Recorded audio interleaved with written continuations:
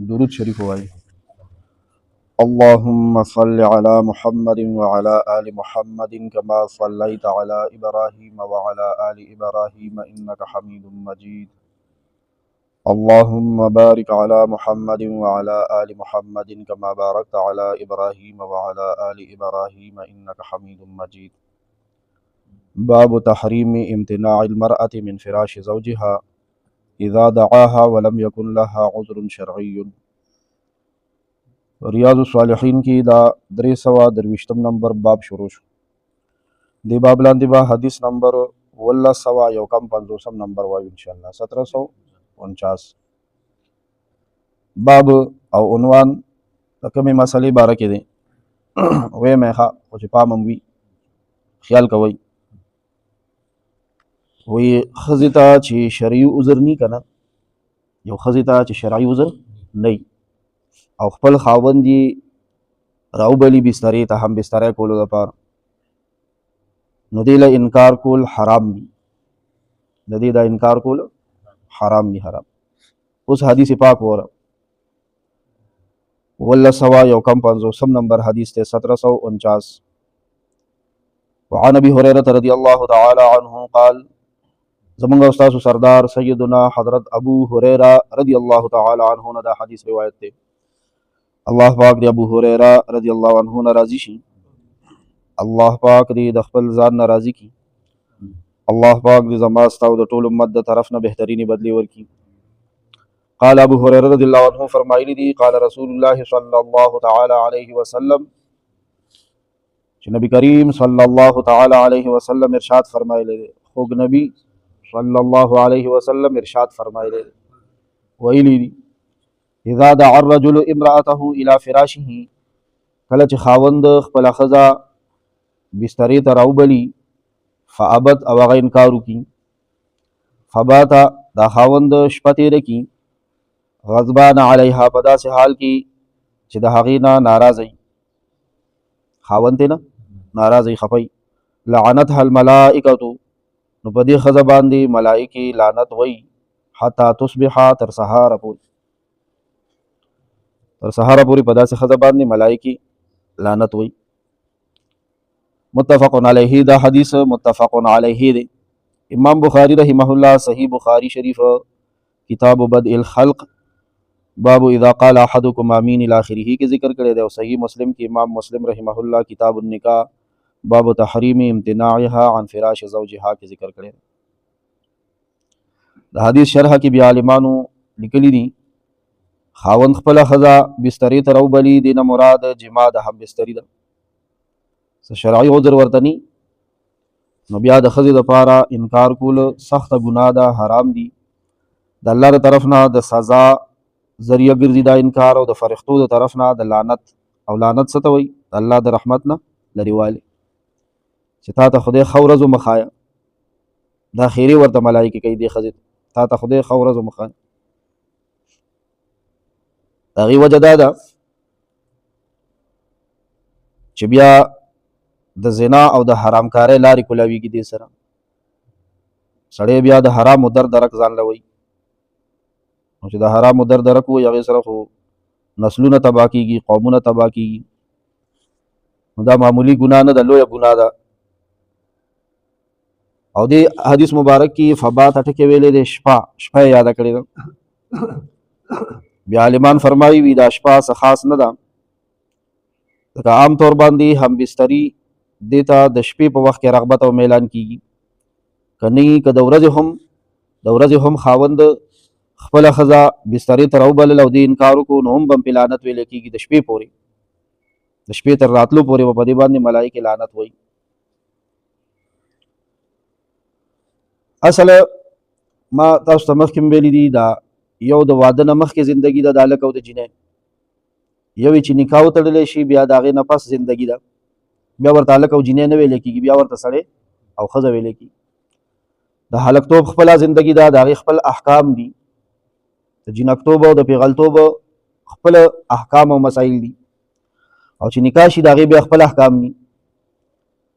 اصل خدا دا څنګه چې د واده په لومبۍ شپه باندې ناوې په جوړ کړي، سنبال کړي، پالنګ کې او په فارم او بیډ کې ناسته وي تیاره، رنگونه په ځان مګلي، نکریزي، رانجه، دنداسا، کالي او جامې ښکلې اچولي وي.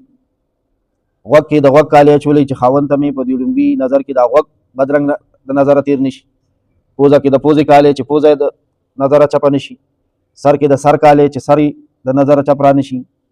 غاړه کې د غاړې کالي چې غاړه د نظره چپ را نشي. لیچو ګوتو کې د لیچو د ګوتو کالي، خپو کې د خپو کالي چې دا د نظره چپ را نشي. دې دپاره دا ښه خبره ده، دا سنت دي. جوړه کړی شوی به لېږلی کېږي ښځه خاوند دپاره. نو دغسې بیا ټول عمر دا ترتیب دی. ښځه به پیله کټ ته خیږي او جوړه کړی شوي او سنباله کړي به یې، که دې ته څه شرعي عذر ني، دا به خپل ځان تیار ساتي خاوند دپاره هره شپه هره ورځ. وروسته بیا حدیث را روان دی، نفلي روژه نه ده، دا د شوال میاشت ده که نه، نن 2 تاریخ دی 12مه. نو نر ښځې دی کې هغه شپږ روجي نیسي که نه، دغه شان هره میاشت کې ایام بیض روجي وي، 14مه، 14مه، 15مه ورځ د آسماني سپوږمۍ. څوک اوله منځنۍ او اخرنۍ نیسي 3 ورځې روژه. د واده کړې ښځې دپاره حکم دا دی، وروستو سبا دا مضمون را روان دی، خو دلته صرف لږه اشاره ورکوو چې خاوند په کور کلي کې موجود وي که نه، دا نفلي روجي نه دي. نفلي یو خو ګوره هغه د روجې د قضا رمضان ته تېرې دي که نه، نو هغه پې فرض دي که نه، زه نفلي یادوم. نفلي روجې چې خاوند په کور کلي کې موجود وي که نه، نو د خاوند د اجازت نه بغیر به نفلي روجه نه نیسي.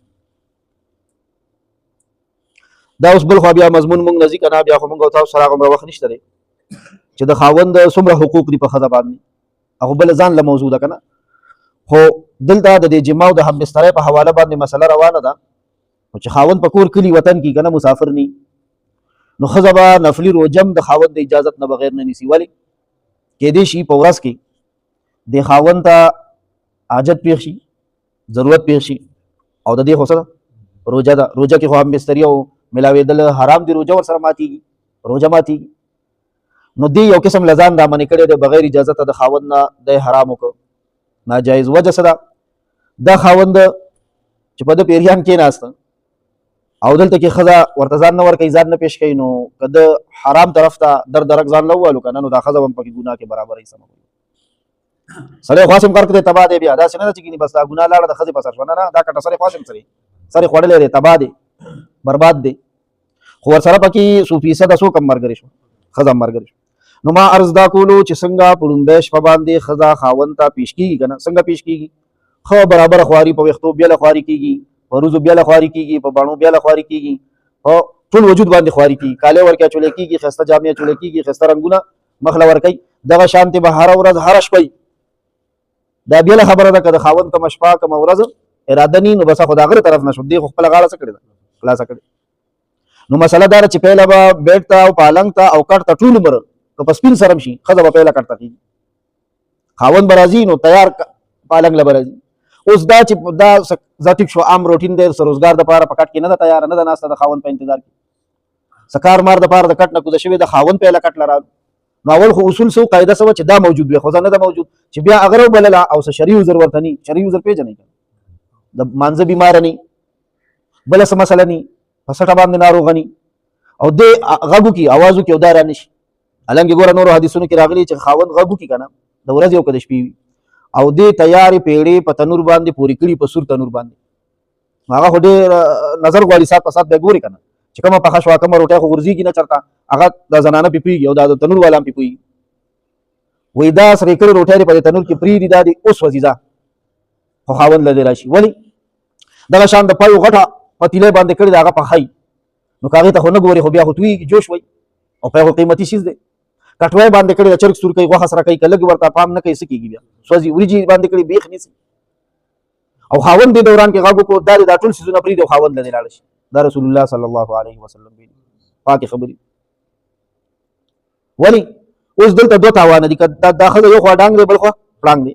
که دا اوس د خاوند خبره مني او خاوند له راځي، نو هلته هغه روټۍ په تنور سوځي، غورځېږي، پی تویېږي، کټوۍ سوځي.